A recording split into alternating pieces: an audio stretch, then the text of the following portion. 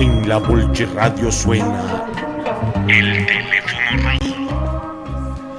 9 de la mañana en puntillas, compañeras, y vamos a hablar de, un actor armado. Colombia vive un conflicto social y armado que sigue azotando a las poblaciones más vulnerables, a los territorios más olvidados, a las regiones más apartadas del país. En ese complejo contexto, uno de los actores más poderosos, pero al mismo tiempo más enigmáticos, más, difíciles de identificar, son el llamado Clan del Golfo. Nombre que le ha puesto las autoridades, la inteligencia militar, y también con el cual se ha logrado identificar por parte del poder mediático. Sin embargo, recientemente el país conoció que este grupo ya no se autodenomina como Autodefensas Gaitanistas de Colombia, AGC, sino como Ejército Gaitanista de Colombia. Una modificación que, más allá de los nombres y toda esa enunciación, sí responde a una política o a unos cambios en las políticas al interior de la organización armada. Antiguamente también eran conocidos como el clan Úsuga. Fueron conocidos en su momento también como los urabeños, y incluso más antiguo que ese nombre de Autodefensas Gaitanistas, también fueron conocidos como Bloque Héroes de Castaño. Entonces es una organización con de todo, pero que este cambio, Gaby, Ana, si se tiene en cuenta el fortalecimiento militar que en este momento tiene, así como el ocupamiento y control de algunas regiones, entre esas algunos territorios históricos de presencia paramilitar y entre otras inédita presencia en lugares urbanos. Recordemos que hace poco incluso acá en Bogotá aparecieron pintas de las AGC. Está la pregunta, ¿cómo identificamos al Clan del Golfo? ¿Es una organización criminal? ¿Hace parte de una reconfiguración paramilitar? ¿Entran o no entran a la política de paz total? Etcétera, etcétera, etcétera. Para responder este y otros más cuestionamientos, hemos invitado a Miguel Prieto. Él hace parte del equipo de Caribe Investigación, un espacio para el pensamiento crítico, el debate y el diálogo intercultural en esta querida región del país. Entonces, Miguel, muy buenos días, bienvenido a la Volche Radio. ¿Cómo te encuentras? Buenos días para todos ustedes, gracias por la invitación. Miguel, estábamos aquí hablando en la mesa a propósito de este actor armado, enigmático, con muchísimo presencia territorial. Incluso hablamos de todas sus denominaciones, cómo se identifican, etcétera, etcétera, etcétera. Y ustedes junto con el colectivo de comunicación popular Rueda Suelta recientemente sacaron un space en la red social X para comenzar a discutir sobre este actor armado. Entonces nos gustaría comenzar por cuál es la caracterización que hacen ustedes desde Caribe Investigación del llamado Clan del Golfo, o ahora autodenominado Ejército Gaitanista de Colombia. Gracias, Oscar. Te aclaro, el programa que salió en el Space del miércoles a las 7 de la noche fue organizado por varios colectivos, entre ellos, como bien lo menciona, Rueda Suelta, Caribe Investigación, también la Escuela de Audiovisuales Fucoga, la Constituyente Audiovisual, Lucecitas de Maíz, Red de Prensa Alternativa Sur. Es una confluencia de varios compañeros que están haciendo comunicación desde los territorios. Gracias, Miguel. Pero a partir de ese espacio, ¿cuál es la caracterización que ustedes hacen de este actor armado, que tiene tanta presencia territorial, tanta presencia en las regiones, pero que desde Bogotá no ubicamos muy bien? ¿Cuál es la caracterización que ustedes hacen?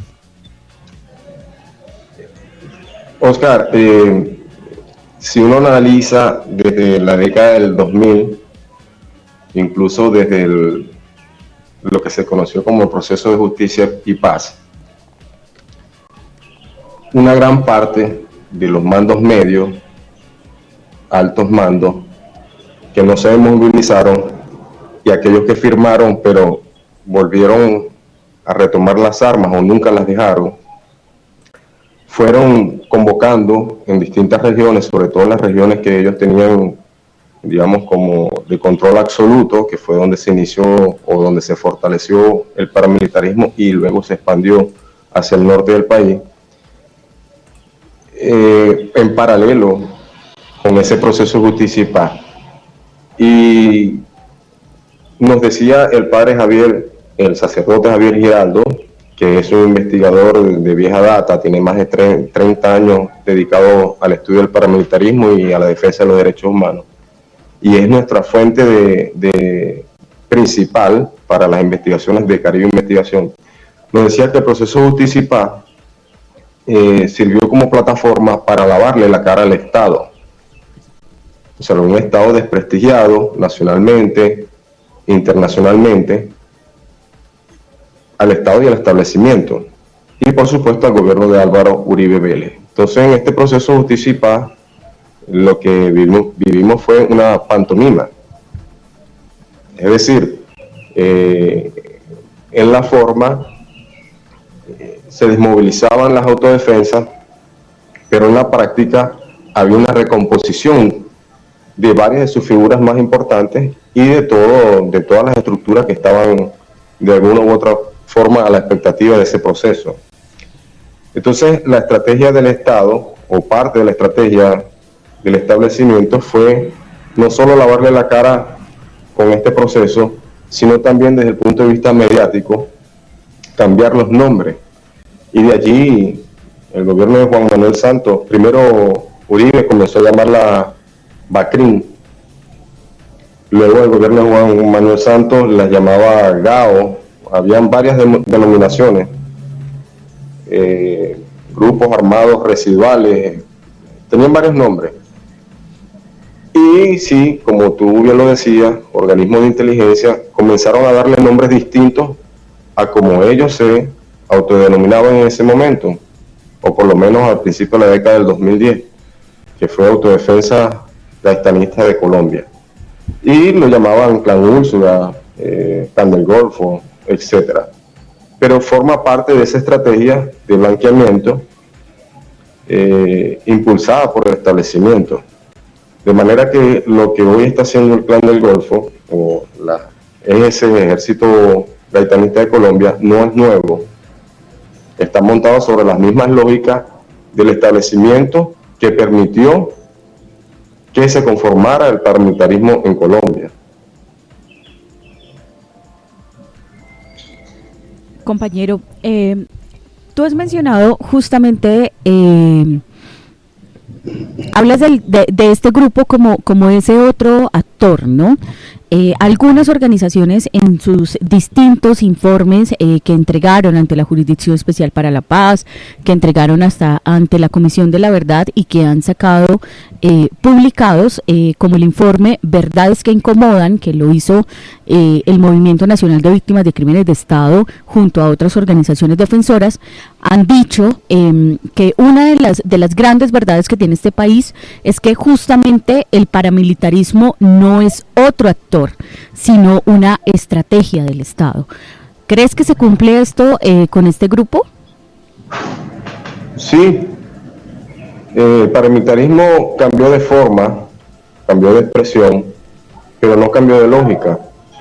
El padre Giraldo en uno de sus ensayos explica que en la década del 2010 ellos cambiaron la forma de ejercer el control en los territorios.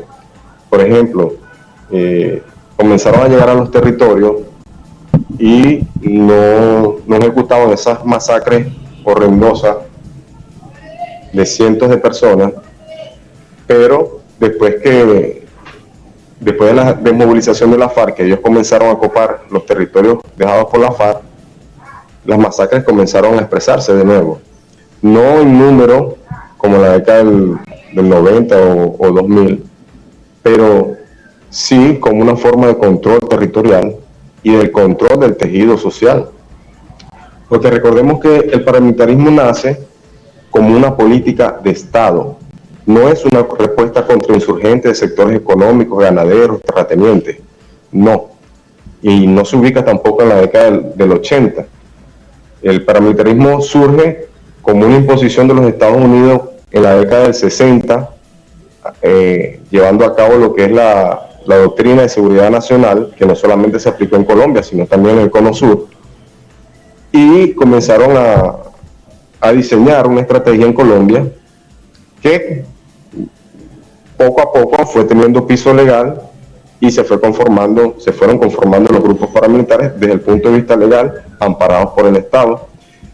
Entonces, lo que hubo fue como que un cambio en las dinámicas, pero si nosotros tenemos un Estado que no deroga los manuales de contrainsurgencia que impusieron los Estados Unidos, si tenemos un Estado impune, si no hay justicia para las víctimas, si tenemos un sistema de justicia que es, digamos, validador de la exclusión social, de todos los problemas de pobreza extrema que vivimos en el país, por supuesto que las condiciones no van a cambiar. Y sigue siendo el paramilitarismo afín a los intereses del establecimiento, incluso de los Estados Unidos. Entonces, es muy ingenuo decir hoy que esto es un actor armado más que no tiene nada que ver con el Estado, porque hay distintos informes de otras instituciones recientes, 2, 3 años atrás, que lo ubican como actores en connivencia con el ejército, con autoridades del Estado. La parapolítica no se ha extinguido. En fin, no podemos ubicarlo como un actor armado aparte del Estado. No podemos hacerlo. Es una ingenuidad. Miguel, históricamente este fenómeno paramilitar tuvo un posicionamiento muy fuerte en el Caribe colombiano.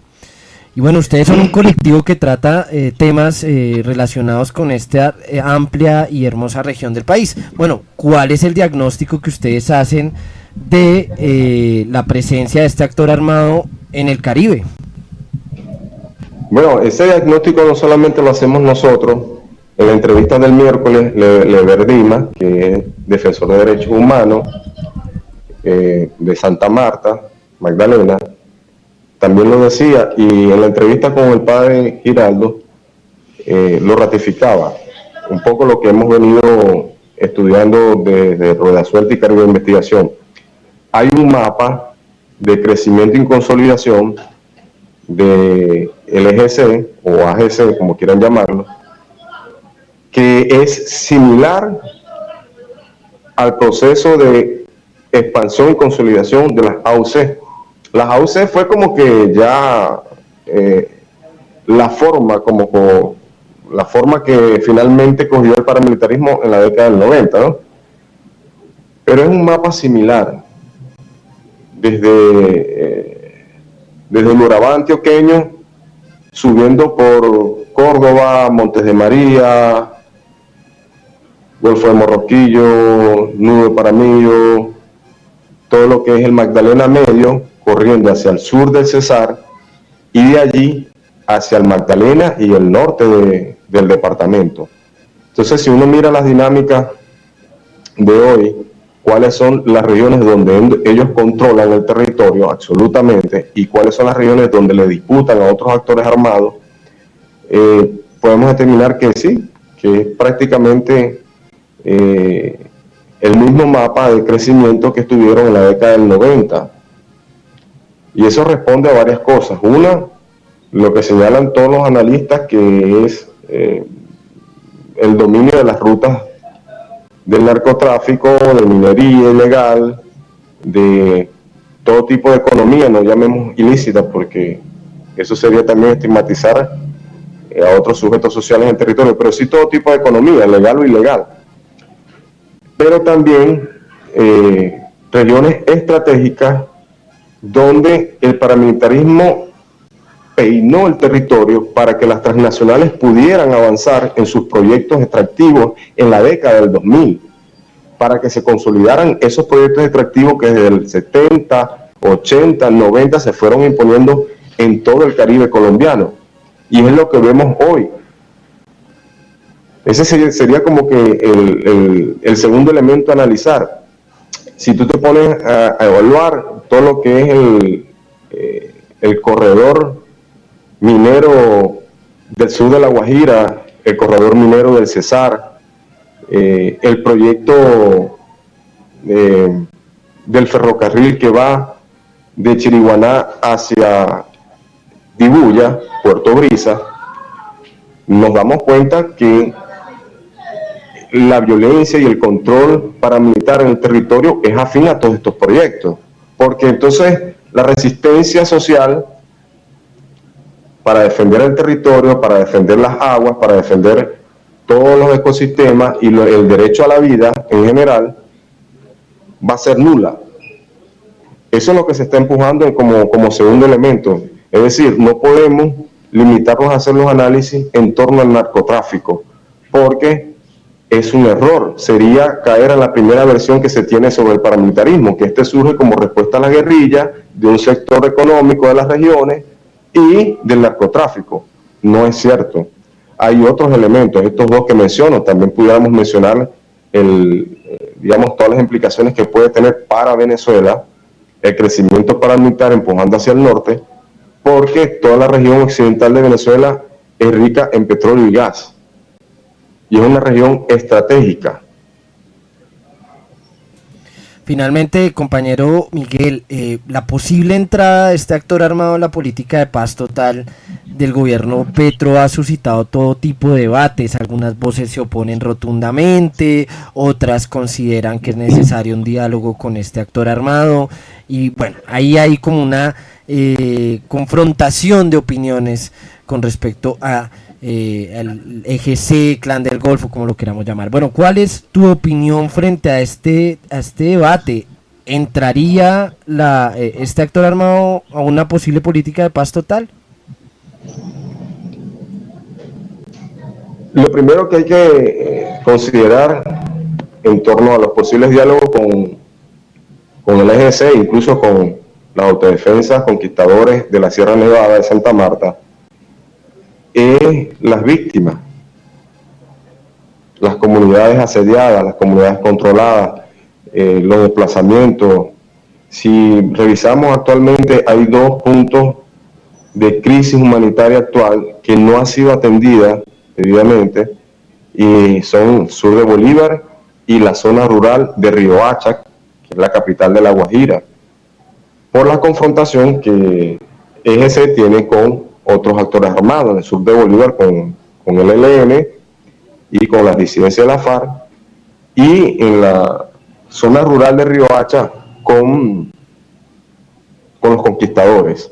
Entonces, lo primero que hay que considerar son las crisis humanitarias que están latentes en los territorios, y no solamente en las zonas rurales, sino cómo la violencia se ha ido apoderando de las principales ciudades del Caribe colombiano, donde el EGC tiene relacionamientos con bandas criminales para controlar microtráfico, tráfico de drogas, otro tipo de actividades, etcétera. Incluso sometiendo a docentes, investigadores, liderazgos en estas ciudades a la intimidación. O sea, es lo mismo que hicieron las AUC a finales de los 90 y principios de los 2000. Las universidades del Caribe fueron prácticamente infiltradas por ellos. Dirigentes estudiantiles, docentes, investigadores fueron perseguidos, asesinados. Entonces creo que es lo primero que hay que visibilizar. En una posible negociación con ellos, lo primero que se tiene que hablar es de las crisis humanitarias en el territorio. Entonces sí, entendiendo eso, es necesario sentarse a dialogar con el EGC. ¿Cuál es el reconocimiento que se le va a dar? Bueno, ya eso creo que lo discutirán los sujetos sociales que están en el territorio, el EGC, el gobierno colombiano, pero hay que sentarse a dialogar. Y el primer punto, que yo creo que es un punto donde todos, la gran mayoría, coincidimos, es respetar el derecho internacional humanitario, respetar a la población no combatiente, para evitar más dolor a Colombia. Entonces, ¿es necesario sentarse a dialogar con ellos? Sí. ¿En qué términos? No lo sabemos. No nos atreveríamos a dar unas recomendaciones. Pero si asomamos eso, en primer lugar se tiene que tener en cuenta que hay una crisis latente en el Caribe colombiano, que no es mediática del todo, sí aparece en reportes de prensa, pero es más terrible de lo que aparenta. Desmembramiento, sicariato, desplazamiento. Eso es el día a día del Caribe.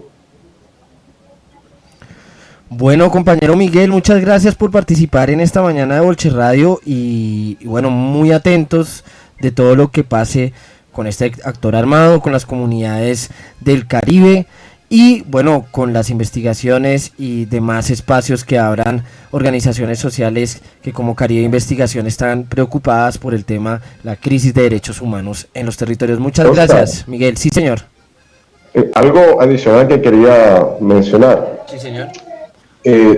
La posibilidad de diálogo con la EGC está un poco empañada por un tema que divide, y es si se le da reconocimiento político o no. Y yo creo que esa no es la discusión es que el Estado entienda que o deroga los manuales de contrainsurgencia, o deroga la doctrina del enemigo interno, o transforma la policía, o no va a avanzar con ningún actor armado. Eso hay que entenderlo, más allá de si se le da el carácter político o no al EGC, si se le somete a la justicia o se hace con ellos un diálogo político, el Estado tiene que reconocer cuál es la característica de este actor armado y de todos los actores armados y cuál es su relacionamiento con el Estado. Si no, vamos a seguir en una impunidad eterna. Así es, Miguel. Entonces, bueno, igual este no es un tema que trataremos solo una vez, tendremos más espacios para seguir discutiendo, problematizando a este actor armado y sobre todo, como tú dices, siempre reivindicar a las víctimas. Miguel, muchas gracias por participar en esta mañana acá en la Bolche Radio. Gracias a ustedes.